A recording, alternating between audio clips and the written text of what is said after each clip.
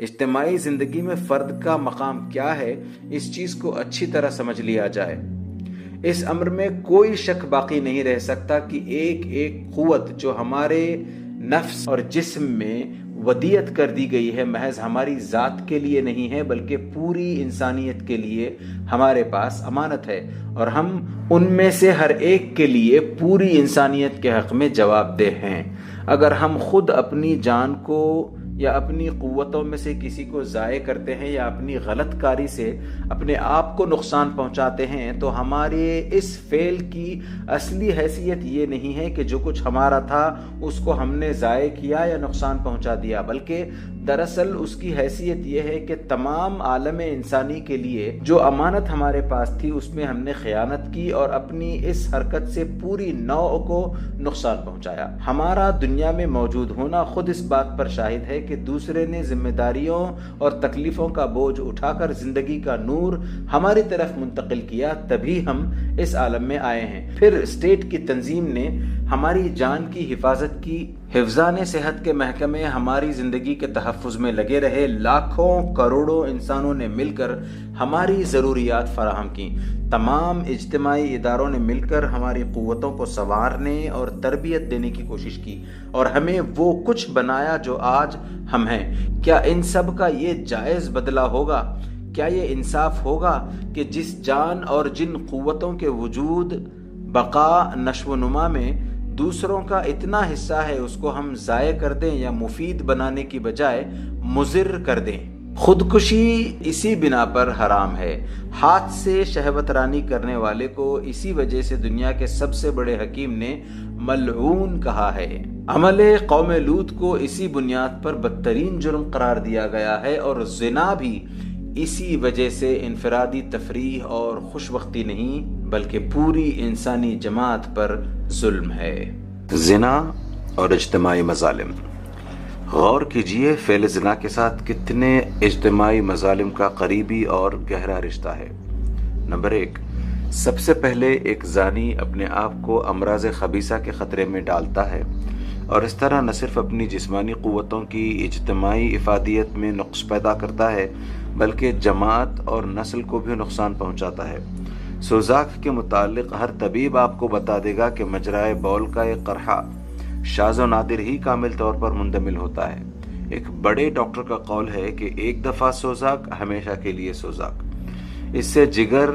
مثانہ، انثیین اور دوسرے اعضاء بھی بسا اوقات آفت رسیدہ ہو جاتے ہیں۔ گٹھیا اور بعض دوسرے امراض کا بھی یہ سبب بن جاتا ہے۔ اس سے مستقل بانجھ پن پیدا ہو جانے کا بھی امکان ہے اور یہ دوسروں کی طرف متعدی بھی ہوتا ہے۔ رہا آتش تو کس کو معلوم نہیں کہ اس سے پورا نظام جسمانی مسموم ہو جاتا ہے۔ سر سے پاؤں تک کوئی عضو بلکہ جسم کا کوئی جز ایسا نہیں جس میں اس کا زہر نفوذ نہ کر جاتا ہو۔ یہ نہ صرف خود مریض کی جسمانی قوتوں کو ضائع کرتا ہے بلکہ ایک شخص سے نہ معلوم کتنے اشخاص تک مختلف ذرائع سے پہنچ جاتا ہے۔ پھر اس کی بدولت مریض کی اولاد اور اولاد کے اولاد تک بے قصور سزا بھگتتی ہے۔ بچوں کا اندھا، گونگا، بہرا، فاتر العقل پیدا ہونا لطف کی ان چند گھڑیوں کا ایک معمولی ثمرہ ہے جنہیں ظالم باپ نے اپنی زندگی میں متاع عزیز سمجھا تھا۔ نمبر 2، امراض خبیثہ میں تو ہر زانی کا مبتلا ہو جانا یقینی نہیں ہے، مگر ان اخلاقی کمزوریوں سے کسی کا بچنا ممکن نہیں جو اس فعل سے لازماً تعلق رکھتی ہے۔ بے حیائی، فریب کاری، جھوٹ، بدنیتی، خود غرضی، خواہشات کی غلامی، ضبط نفس کی کمی، خیالات کی آوارگی، طبیعت میں زواتی اور ہرجائی پن اور نا وفاداری، یہ سب زنا کے وہ اخلاقی اثرات ہیں جو خود زانی کے نفس پر مترتب ہوتے ہیں۔ جو شخص یہ خصوصیات اپنے اندر پرورش کرتا ہے اس کی کمزوریوں کا اثر محض صنفی معاملات ہی تک محدود نہیں رہتا بلکہ زندگی کے ہر شعبے میں اس کی طرف سے یہی ہدیہ جماعت کو پہنچتا ہے۔ اگر جماعت میں کثرت سے لوگوں کے اندر یہ اوصاف نشو و نما پائے گئے تو ان کی بدولت آرٹ اور ادب، تفریحات اور کھیل، علوم اور فنون، صنعت اور حرفت، معاشرت اور معیشت، سیاست اور عدالت، فوجی خدمات اور انتظام ملکی، غرض ہر چیز کم و بیش معاف ہو کر رہے گی۔ خصوصاً جمہوری نظام میں تو افراد کی ایک ایک اخلاقی خصوصیت کا پوری قوم کی زندگی پر منعکس ہونا یقینی ہے۔ جس قوم کے بیشتر افراد کے مزاج میں کوئی قرار و ثبات نہ ہو اور جس قوم کے اکثر اجزاء ترکیبی وفا سے، ایثار سے اور خواہشات پر قابو رکھنے کی صفات سے عاری ہوں، اس کی سیاست میں استحکام آخر کہاں سے آئے گا؟ نمبر 3، زنا کو جائز رکھنے کے ساتھ یہ بھی لازم ہو جاتا ہے کہ سوسائٹی میں فاحشہ گری کا کاروبار جاری رہے۔ جو شخص یہ کہتا ہے کہ ایک جوان مرد کو تفریح کا حق حاصل ہے، وہ گویا ساتھ ہی یہ بھی کہتا ہے کہ اجتماعی زندگی میں ایک معتد بھی طبقہ ایسی عورتوں کا موجود رہنا چاہیے جو ہر حیثیت سے انتہائی پستی اور ذلت کی حالت میں ہوں۔ آخر یہ عورتیں آئیں گی کہاں سے؟ اس سوسائٹی ہی میں سے تو پیدا ہوں گی۔ بہرحال کسی کی بیٹی اور بہن ہی تو ہوں گی۔ وہ لاکھوں عورتیں جو ایک ایک گھر کی ملکہ، ایک ایک خاندان کی بانی، کئی کئی بچوں کی مربی بن سکتی تھیں، انہی کو تو لا کر بازار میں بٹھانا پڑے گا تاکہ میونسپلٹی کے پیشاب خانوں کی طرح وہ آوارہ مزاج مردوں کے لیے رفع حاجت کا محل بنے۔ ان سے عورت کی تمام شریفانہ خصوصیات چھینی جائیں، انہیں ناز فروشی کی تربیت دی جائے، انہیں اس غرض کے لیے تیار کیا جائے کہ اپنی محبت، اپنے دل، اپنے جسم، اپنے حسن، اپنی اداؤں کو ہر ساعت ایک نئے خریدار کے ہاتھ بیچیں اور کوئی نتیجہ خیز اور بارآور خدمت کے بجائے تمام عمر دوسروں کے نفس پرستی کے لیے کھلونا بنی رہیں۔ نمبر 4، زنا کے جواز سے نکاح کے تمدنی ضابطے کو لا محالہ نقصان پہنچتا ہے، بلکہ انجام کار نکاح ختم ہو کر صرف زنا ہی زنا رہ جاتا ہے۔ اول تو زنا کا میلان رکھنے والے مردوں اور عورتوں میں یہ صلاحیت ہی بہت کم باقی رہ جاتی ہے کہ صحیح ازدواجی زندگی بسر کر سکیں، کیونکہ جو بدنیتی، بدنظری، زواتی اور آوارہ مزاجی اس طریقہ کار سے پیدا ہوتی ہے اور ایسے لوگوں میں جذبات کی بے ثباتی اور خواہشات نفس پر قابو نہ رکھنے کی جو کمزوری پرورش پاتی ہے، وہ ان صفات کے لیے سم قاتل ہے جو ایک کامیاب ازدواجی تعلق کے لیے ضروری ہیں۔ وہ اگر ازدواج کے رشتے میں بندھیں گے تو بھی ان کے درمیان وہ حسن سلوک، وہ سنجوگ، وہ باہمی اعتماد اور وہ مہر و وفا کا رابطہ کبھی استوار نہ ہوگا جس سے اچھی نسل پیدا ہوتی ہے اور ایک مسرت بھرا گھر وجود میں آتا ہے۔ پھر جہاں زنا کی آسانیاں ہوں وہاں عملاً یہ ناممکن ہے کہ نکاح کا تمدن پرور طریقہ قائم رہ سکے، کیونکہ جن لوگوں کو ذمہ داریاں قبول کیے بغیر خواہشات نفس کی تسکین کے لیے مواقع حاصل ہوں، انہیں کیا ضرورت ہے کہ نکاح کر کے اپنے سر پر بھاری ذمہ داریوں کا بوجھ لاد لیں۔ نمبر 5،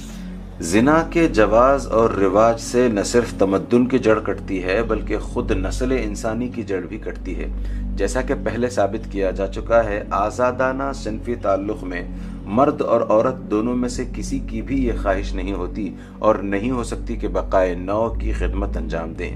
نمبر 6، زنا سے نوع انسانی اور سوسائٹی کو اگر بچے ملتے ہیں تو حرامی بچے ہوتے ہیں۔ نسب میں حلال اور حرام کی تمیز محض ایک جذباتی چیز نہیں ہے جیسا کہ بعض نادان لوگ گمان کرتے ہیں۔ دراصل متعدد حیثیات سے حرام کا بچہ پیدا کرنا خود بچے پر اور پورے انسانی تمدن پر ایک ظلم عظیم ہے۔ اول تو ایسے بچے کا نطفہ ہی اس حالت میں قرار پاتا ہے جبکہ ماں اور باپ دونوں پر خالص حیوانی جذبات کا تسلط ہوتا ہے۔ ایک شادی شدہ جوڑے میں صنفی عمل کے وقت جو پاک انسانی جذبات ہوتے ہیں وہ ناجائز تعلق رکھنے والے جوڑے کو کبھی میسر ہی نہیں آ سکتے۔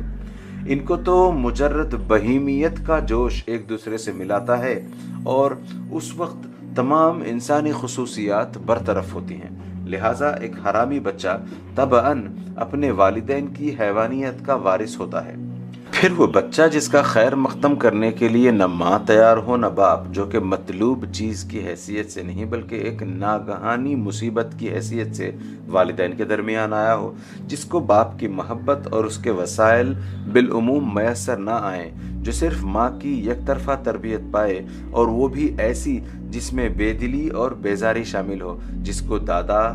دادی، چچا، ماموں اور دوسرے اہل خاندان کی سرپرستی حاصل نہ ہو، وہ بہرحال ایک ناقص و نامکمل انسان ہی بن کر اٹھے گا۔ نہ اس کا صحیح کیریکٹر بن سکے گا، نہ اس کی صلاحیتیں چمک سکیں گی، نہ اس کو ترقی اور کارپردازی کے پورے وسائل بہم پہنچیں گے۔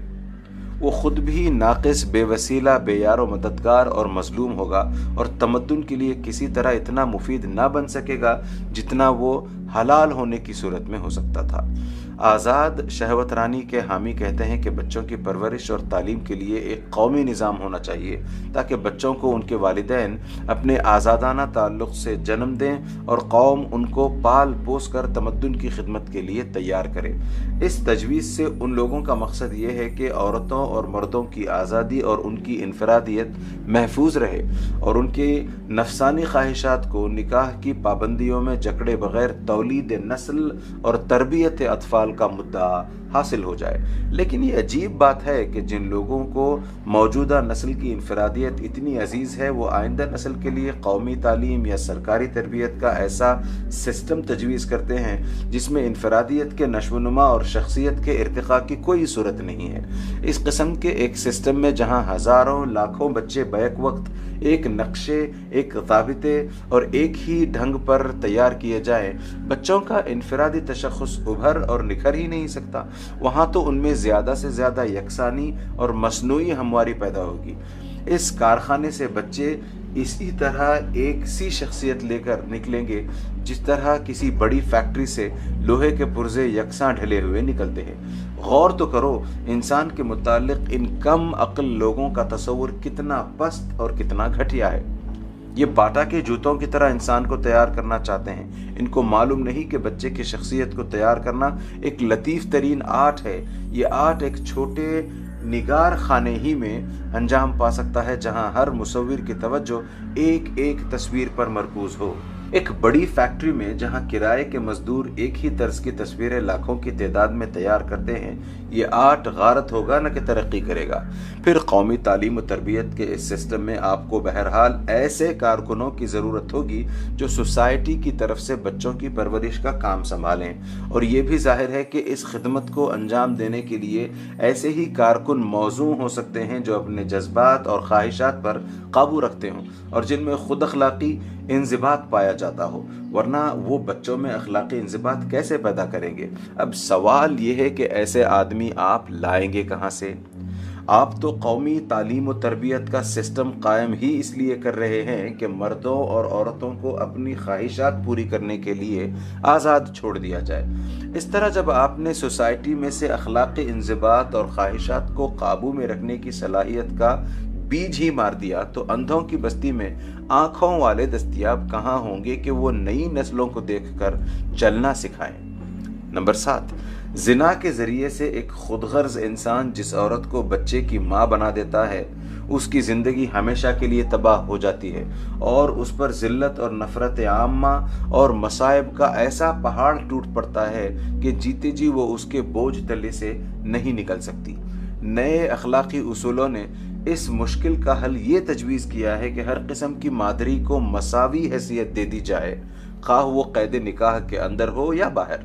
کہا جاتا ہے کہ مادریت بہرحال قابل احترام ہے، اور یہ کہ جس لڑکی نے اپنی سادگی سے یا بے احتیاطی سے ماں بننے کی ذمہ داری قبول کر لی، اس پر یہ ظلم ہے کہ سوسائٹی میں اسے مطعون کیا جائے۔ لیکن اول تو یہ حل ایسا ہے کہ اس میں اس فاحشہ عورتوں کے لیے چاہے کتنی ہی سہولت ہو، سوسائٹی کے لیے بحیثیت مجموعی سراسر مصیبت ہی مصیبت ہے۔ سوسائٹی فطرتاً حرامی بچے کی ماں کو جس نفرت اور ذلت کی نگاہ سے دیکھتی ہے، وہ ایک طرف افراد کو گناہ اور بدکاری سے روکنے کے لیے ایک بڑی رکاوٹ ہے، اور دوسری طرف وہ خود سوسائٹی میں بھی اخلاقی حس کے زندہ ہونے کی علامت ہے۔ اگر حرامی بچے کی ماں اور حلالی بچے کی ماں کو مساوی سمجھا جانے لگے تو اس کے معنی یہ ہیں کہ جماعت سے خیر اور شر، بھلائی اور برائی، گناہ اور ثواب کی تمیز ہی رخصت ہو جائے گی۔ پھر بالفرض اگر یہ ہو بھی جائے تو کیا اس سے فی الواقع وہ مشکلات حل ہو جائیں گی جو حرامی بچے کی ماں کو پیش آتی ہیں؟ تم اپنے نظریے میں حرام اور حلال دونوں قسم کی مادری کو مساوی قرار دے سکتے ہو، مگر فطرت ان دونوں کو مساوی نہیں کرتی اور حقیقت میں وہ کبھی مساوی ہو ہی نہیں سکتی۔ ان کے مساوات عقل، منطق، انصاف، حقیقت ہر چیز کے خلاف ہے۔ آخر وہ بے وقوف عورت جس نے شہوانی جذبات کے وقت ہیجان سے مغلوب ہو کر اپنے آپ کو ایک ایسے خود غرض آدمی کے حوالے کر دیا جو اس کی اور اس کے بچے کی کفالت کا ذمہ لینے کے لیے تیار نہ تھا، اس عقل مند عورت کے برابر کس طرح ہو سکتی ہے جس نے اپنے جذبات کو اس وقت تک قابو میں رکھا جب تک اسے ایک شریف ذمہ دار آدمی نہ مل جائے؟ کون سی عقل ان دونوں کو یکساں کہہ سکتی ہے؟ تم چاہو تو نمائشی طور پر انہیں برابر کر دو، مگر تم اس بے وقوف عورت کو وہ کفالت و حفاظت، وہ ہمدردانہ رفاقت، وہ محبت آمیز نگہداشت، وہ خیر خواہانہ دیکھ بھال اور وہ سکینت و طمانت کہاں سے دلاؤ گے جو صرف ایک شوہر والی عورت ہی کو تو مل سکتی ہے؟ تم اس کے بچے کو باپ کی شفقت اور پورے سلسلہ پدری کی محبت و عنایت کس بازار سے لا دو گے؟ زیادہ سے زیادہ تم قانون کے زور سے اس کو نفقہ دلوا سکتے ہو، مگر کیا ایک ماں اور ایک بچے کو دنیا میں صرف نفقے ہی کی ضرورت ہوا کرتی ہے؟ بس یہ حقیقت ہے کہ حرام اور حلال کی مادریت کو یکساں کر دینے سے گناہ کرنے والیوں کو خارجی تسلی چاہے کتنی ہی مل جائے، بہرحال یہ چیز ان کو ان کی حماقت کے طبعی نتائج سے، ان کے بچوں کو اس طرح کی پیدائش کے حقیقی نقصانات سے نہیں بچا سکتی جن کا ذکر ابھی کیا گیا ہے۔ ان وجوہ سے یہ بات جماعتی زندگی کے قیام اور صحیح نشو و نما کے لیے اہم ضروریات میں سے ہے کہ جماعت میں صنفی عمل کے انتشار کو قطعی روک دیا جائے اور جذبات شہوانی کی تسکین کے لیے صرف ایک ہی دروازہ یعنی ازدواج کا دروازہ کھولا جائے۔ افراد کو زنا کی آزادی دینا ان کے ساتھ بیجا رعایت اور سوسائٹی پر ظلم بلکہ سوسائٹی کا قتل ہے۔ جو سوسائٹی اس معاملے کو حقیر سمجھتی ہے اور زنا کو محض افراد کی خواہش اور خوش وقتی having a good time سمجھ کر نظر انداز کرنا چاہتی ہے اور آزادانہ تخم ریزی سوئنگ وائلڈ اوٹس کے ساتھ رواداری برتنے کے لیے تیار ہے، وہ دراصل ایک جاہل سوسائٹی ہے۔ اس کو اپنے حقوق کا شعور نہیں، وہ آپ اپنے ساتھ دشمنی کرتی ہے۔ اگر اسے اپنے حقوق کا شعور ہو جائے اور وہ جانے اور سمجھے کہ صنفی تعلقات کے معاملے میں انفرادی آزادی کے اثرات جماعتی مفاد پر کیا مرتب ہوتے ہیں، تو وہ اس فعل کو اسی نظر سے دیکھے جس سے چوری، ڈاکہ اور قتل کو دیکھتی ہے، بلکہ یہ چوری سے اشد ہے۔ چور، قاتل اور ڈاکو زیادہ سے زیادہ ایک فرد یا چند افراد کا نقصان کرتے ہیں، مگر زانی پوری سوسائٹی پر اور اس کی آئندہ نسلوں پر ڈاکہ مارتا ہے۔ وہ بیک وقت لاکھوں کروڑوں انسانوں کی چوری کرتا ہے۔ اس کے جرم کے نتائج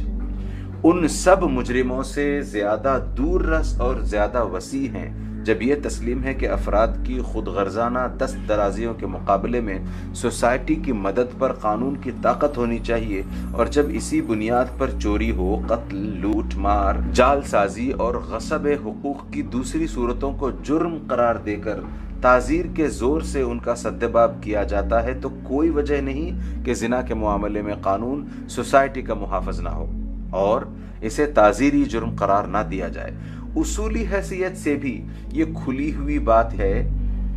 کہ نکاح اور صفاح دونوں بیک وقت ایک نظام معاشرت کے جز نہیں ہو سکتے۔ اگر ایک شخص کے لیے ذمہ داریاں قبول کیے بغیر خواہشات نفس کی تسکین جائز رکھی جائے تو اسی کام کے لیے نکاح کا ضابطہ مقرر کرنا محض بے معنی ہے۔ یہ بالکل ایسا ہی ہے جیسے ریل میں بلا ٹکٹ سفر کرنے کو جائز بھی رکھا جائے اور پھر سفر کے لیے ٹکٹ کا قاعدہ بھی مقرر کیا جائے۔ کوئی صاحب عقل آدمی ان دونوں طریقوں کو بیک وقت اختیار نہیں کر سکتا۔ معقول صورت یہی ہے کہ یا تو ٹکٹ کا قاعدہ سرے سے اڑا دیا جائے، یا اگر یہ قاعدہ مقرر کرنا ہے تو بلا ٹکٹ سفر کرنے کو جرم قرار دیا جائے۔ اسی طرح نکاح اور صفاح کے معاملے میں بھی دو عملی ایک قطعی غیر معقول چیز ہے۔ اگر تمدن کے لیے نکاح کا ضابطہ ضروری ہے جیسا کہ پہلے بدلائل ثابت کیا جا چکا ہے، تو اس کے ساتھ یہ بھی ضروری ہے کہ صفاح کو جرم قرار دیا جائے۔ جاہلیت کی خصوصیات میں سے یہ بھی ایک نمایاں خصوصیت ہے کہ جن چیزوں کے نتائج محدود ہوتے ہیں اور جلدی اور محسوس شکل میں سامنے آ جاتے ہیں تو ان کا ادراک کر لیا جاتا ہے، مگر جن کے نتائج وسیع اور دور رس ہونے کی وجہ سے غیر محسوس رہتے ہیں اور دیر میں مرتب ہوا کرتے ہیں انہیں کوئی اہمیت نہیں دی جاتی بلکہ ناقابل اعتنا سمجھا جاتا ہے۔ چوری، قتل اور ڈکیتی جیسے معاملات کو اہم اور زنا کو غیر اہم سمجھنے کی وجہ یہی ہے۔ جو شخص اپنے گھر میں طاعون کے چوہے جمع کرتا ہے یا متعدی امراض پھیلاتا ہے، جاہلیت کا تمدن اس کو تو معافی کے قابل نہیں سمجھتا، کیونکہ اس کا فعل صریح طور پر نقصان رساں نظر آتا ہے، مگر جو زناکار اپنی خود غرضی سے تمدن کی جڑ کاٹتا ہے اس کے نقصانات چونکہ محسوس ہونے کی بجائے معقول ہیں، اس لیے وہ جاہلوں کو ہر رعایت کا مستحق نظر آتا ہے، بلکہ ان کی سمجھ میں یہ آتا ہی نہیں کہ اس کے فعل میں جرم کی آخر کون سی بات ہے۔ اگر تمدن کی بنیاد جاہلیت کے بجائے عقل اور علم فطرت پر ہو تو یہ طرز عمل کبھی اختیار نہ کیا جائے۔ نمبر 4، انسداد اور فواحش کی تدابیر۔ تمدن کے لیے جو فعل نقصان دہ ہو اس کو روکنے کے لیے صرف اتنا ہی کافی نہیں ہے کہ اسے بس قانوناً جرم قرار دیا جائے اور اس کے لیے ایک سزا مقرر کر دی جائے، بلکہ اس کے ساتھ 4 قسم کی تدبیریں اور بھی اختیار کرنی ضروری ہیں۔ ایک یہ کہ تعلیم و تربیت کے ذریعے سے افراد کی ذہنیت درست کی جائے اور ان کے نفس کی اس حد تک اصلاح کر دی جائے کہ وہ خود اس فعل سے نفرت کرنے لگیں، اسے گناہ سمجھیں اور ان کا اپنا اخلاقی وجدان انہیں اس کے ارتکاب سے باز رکھے۔ دوسرے یہ کہ